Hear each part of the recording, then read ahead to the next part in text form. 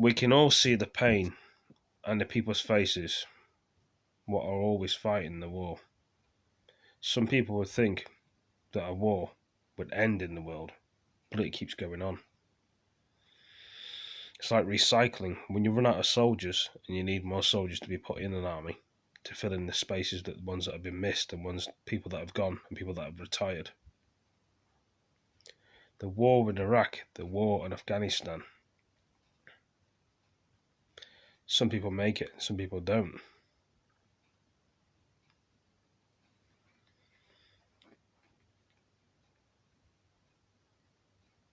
And many wars in other places across the world, with the US and the Russians. Is China and America going to start a third new world war? Or people just exaggerating that they may make friends? Donald Trump was going to go to war with North Korea and South Korea, but they made friends with Kim Jong-un. What is really going on in this world, what people don't know about? And some of us may know about, or we choose not to say because it's a hurtful and harmful subject to talk about, war. Not everybody likes war. Some people like to talk about nice things like how the football was on the TV, or what did they do at college, or what did they learn in the day. Now, some people don't want to go to war, but they have to make that money. Or they don't want to do jobs they don't want to do. And some people don't like talking about war. There's too many terrorist attacks that happen in the UK. The one in Scotland, there was a crazy guy. I can't remember what country he was from. He stabbed 6 people. I think 1 policeman died in Scotland. He was in a hotel. People are just there to make the living, and someone just comes around and stabs them. He was from a different country. He was at asylum. He didn't live in the UK. He stayed in a hotel. But the thing is, if someone does a crime in your country, why should they deserve to live in your country? Some people say. Some people may argue the difference and say, well, the guy was unwell. There's a lot of people unwell in the world, but they don't go around stabbing people willy-nilly because if they want to, or they're mentally ill. There's loads of mentally ill people and they don't even do that with people. If you take a life, you should have yours taken as well. That's how some people agree with. Not me, but other people will see it different. They say, if you take one of our lives, we take one of yours. The more damage you do to somebody, the more damage someone will do back to you. Vice versa. There's always consequences in life for your actions. But not everybody thinks with their brain. They don't think with this. They talk with this. They don't think with this. But they have their brain in their feet down there. What you mean by the feet is they don't seem to understand and realise the real pain that they're doing. And I'm watching a lot of things here on the YouTube about various stuff. The relationships with Germany, the British troops and America don't really get on with each other, as we all know. I don't want to sound like I'm being an ass, which I am a nice guy, but sometimes I will say it because it frustrates me.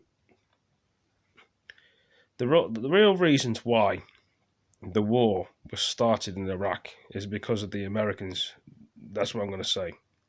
And some people would beg the difference, say, Jerningham, why would you say the Americans start the war in Iraq? Well, for one, I haven't got a problem with anybody. I like anyone. I'll talk to anybody. There's some people. The Americans run in shooting things all the time when they should be trying to get on with people and get to know people. Instead of causing a war and starting a problem, why don't you speak to somebody to get to know them and stop it from escalating? But they always run in.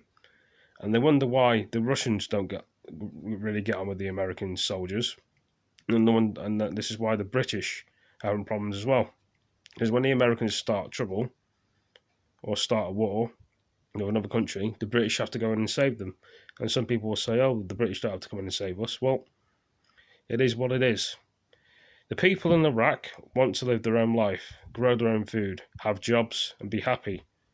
They're sick of all this war and all this craziness what is happening. I'm going to say it because I'm just saying the truth. They want their own country to be great again. They don't want to be looking over their shoulders all the time, thinking that they're going to go outside, they're going to die today, and they're going to come home and not be here and not see the family. That's what some of them dread every day, these soldiers and these police, every day risking their lives in every country in every world. Are we going to come home tonight? No one should deserve that. Just because some certain people have a problem with the world, why don't they sort it somewhere else? Why bring innocent people into the crossfire? That's another thing that pisses me off. I ain't going to say it because I'm speaking the truth. I'm speaking from the heart. No, this is what I'm saying. Why cause a problem when there should be a problem?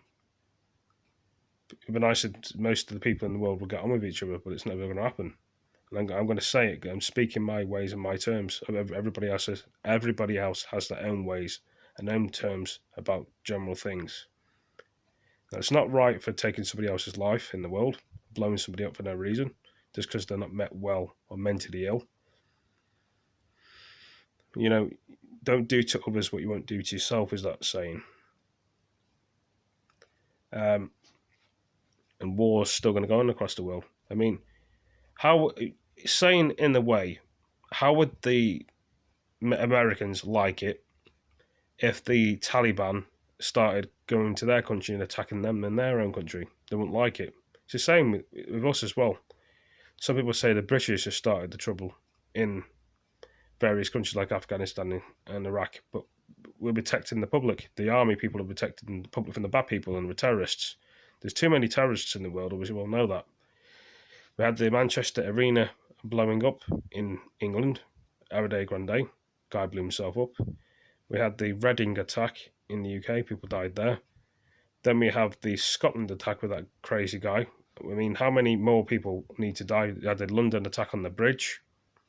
How many more things can I keep going about? We had that other London attack with 4 people with suicide vests on in the UK many years ago back in the rioting in London. You know, we can see all this history and these other 2 women that died in the UK as well, in a field. What is this world going to? We're living in crazy times, as we all know and all see. Does it make it right to do that? It doesn't, no. People don't seem to think and understand the real picture of things. There's many people that are very poorly and ill in the brain, but they don't go out willy-nilly stabbing people for no reason. You know what I mean? There's nice people in the world, like, generally are nice people. You know, loads of people have a bad upbringing, and I'm speaking the truth. There's nothing wrong with what I'm saying. I'm not being hurtful or harmful to anybody. I'm talking my ways and my terms. No one deserves this.